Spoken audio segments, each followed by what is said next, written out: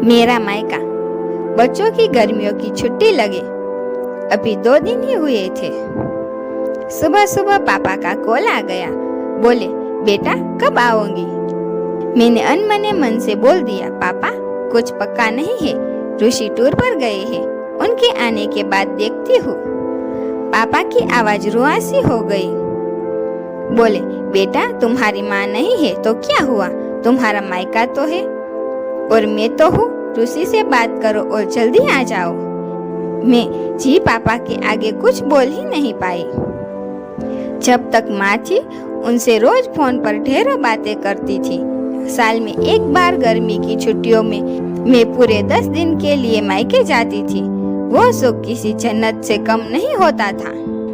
बच्चों से ज्यादा मुझे गर्मी की छुट्टियों का इंतजार रहता था, पर जब से माँ गई मेरा मायका जाने का मन ही नहीं करता।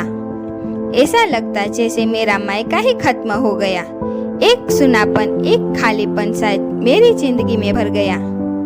पापा एकदम शांत स्वभाव के थे और कम बोलते थे, पर सबकी जरूरत का पूरा ध्यान रखते थे। ऐसा नहीं कि मैं पापा को प्यार नहीं करती थी, पर बचपन से मैं माँ के ज्यादा करीब थी, या यूँ कहे कि वे मेरे दिल के सबसे करीब थी। अपने सारे सुख दुख एक सहेली की भांति मैं उनसे साझा करती थी। आज सुबह सुबह पापा का कॉल आया तो उन्हें मना नहीं कर पाई। पापा का दिल रखने के लिए ऋषि से बोलकर अगले ही हफ्ते के टिकट करवा लिए और पहुंच गई मायके। जैसे ही दरवाजे पर पहुंची, माँ की याद आ गई। ऐसा लगा जैसे वो अभी बाहर निकलकर मुझे गले लगा लेगी। सोच के आंखें भर आई, किंतु आज माँ की जगह पापा बाहें फैलाए मेरा इंतजार कर रहे थे। सालों बाद पापा को गले लगा के खूब रोई। पापा ने अपने आंसू छुपाते हुए प्यार से मेरे सिर पर हाथ फेरा तो दिल थोड़ा हल्का हो गया। बहुत दिन पापा को देखा, कमजोर लग रहे थे। वैसे तो भाई भाभी और पापा सभी मेरा बहुत ध्यान रख रहे हैं।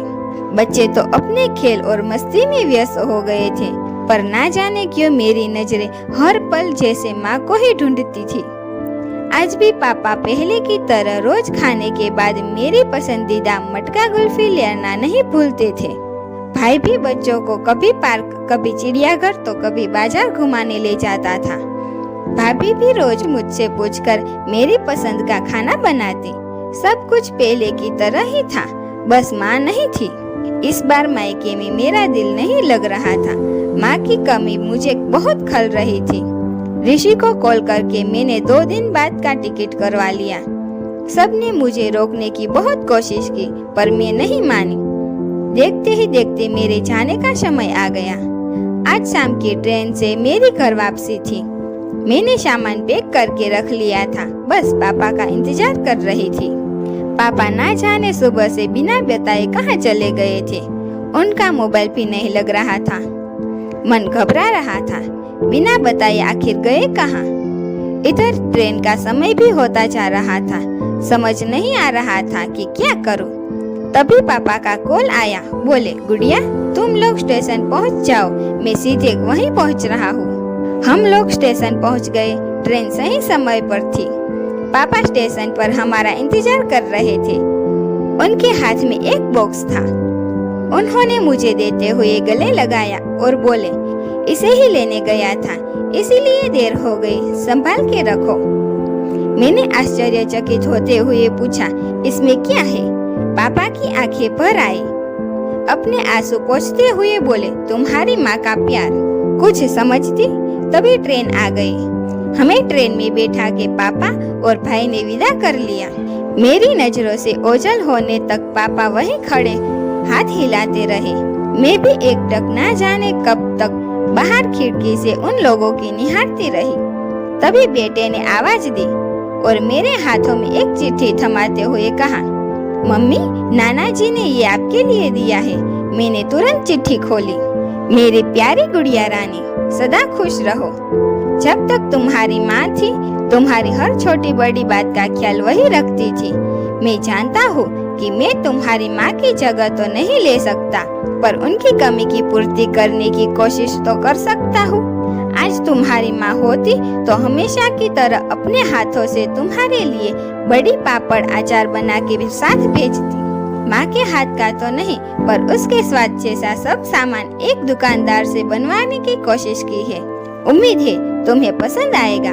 और हाँ बेटा, माँ नहीं है तो क्या हुआ, तुम्हारा मायका और हम तो है।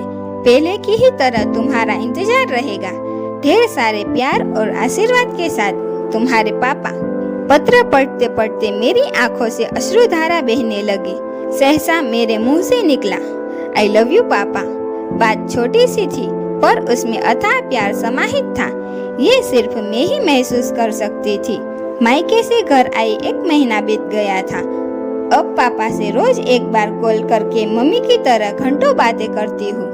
हेलो दोस्तों, अगर आपने अभी तक मेरी चैनल को सब्सक्राइब नहीं किया तो जल्दी से जाकर सब्सक्राइब कीजिए। और हमारी स्टोरी पसंद आई हो तो लाइक करें, शेयर करें और कमेंट करें। Thank you.